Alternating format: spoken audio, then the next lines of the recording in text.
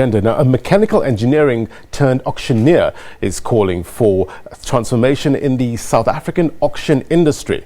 Kwanele Boltina, the business director of Riley Auctioneers, has expressed concern that banks are failing to support black-owned auctioneering enterprises and that some companies are still predominantly owned and controlled by white people. Now, there is a call of an auctioneering empowerment charter to address the challenges facing black auctioneers in this multi-million rand industry.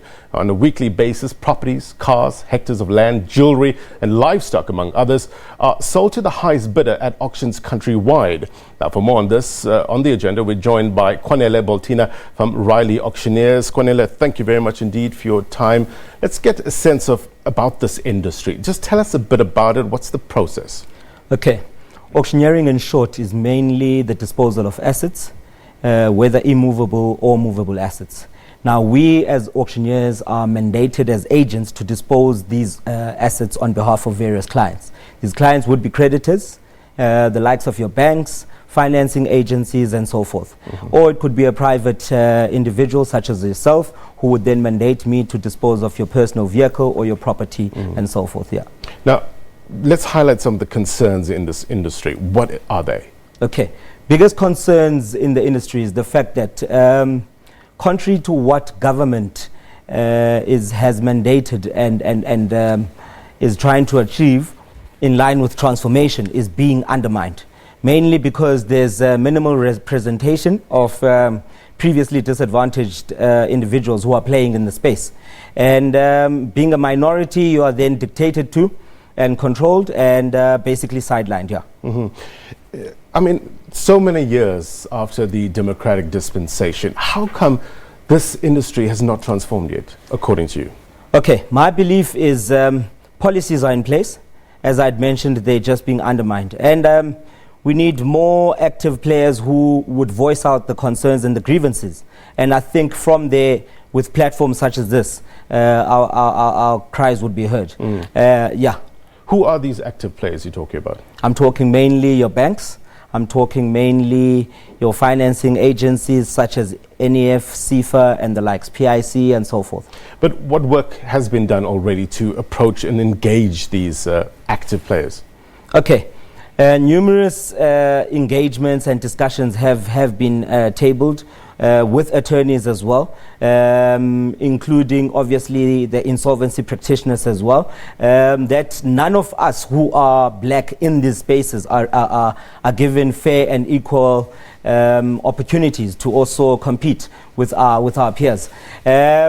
There are standing, you know, your black organizations and so forth, but still the policies are still manipulated and controlled by I'd say your previously advantaged individuals. Yeah. Let's break this down for a bit. Give us some practical examples of the concerns you're raising. Okay. One practical example would be in an insolvency situation where the banks actually dictate to the liquidators which auctioneer to use. So this is contrary to the Act, the Insolvency Act, where actually the whole process should be impartial. And I believe that liquidators shouldn't be dictated to by the banks. Therefore, it would give us a fair playing ground. Because what happens now currently is the bank says to the liquidator, use auctioneer A, B, and C, and if you don't use him, you then don't get the work from me as the bank. And that is not impartial. You also wear another cap involved in transformation. Tell us about that and tell us about some of the work you guys have been doing. Okay. I wear a cap. I head up transformation, stakeholder development and education for the South African Institute of Auctioneers.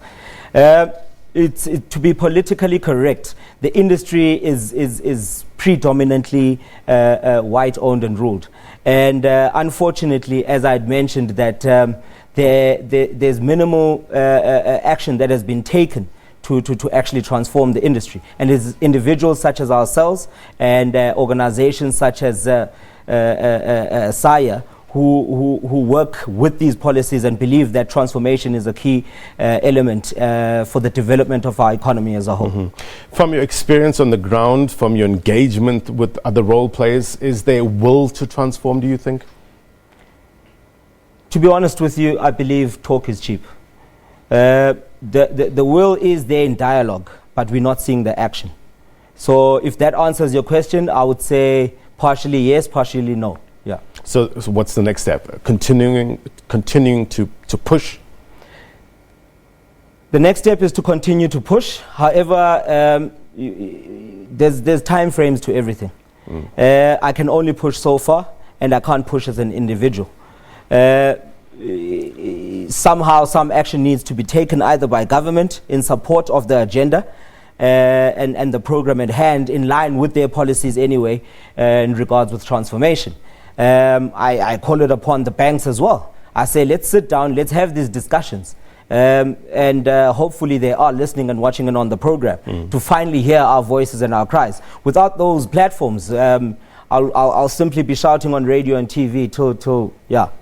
Kwanele, thank you very much indeed for your time. It is indeed a story about a mechanical engineer turned auctioneer who was calling for transformation in the auction engineer and auction sector here in South Africa. Kwanele Boltina is the business director of Riley Auctioneers. Thank you very much indeed for your time. Thank you.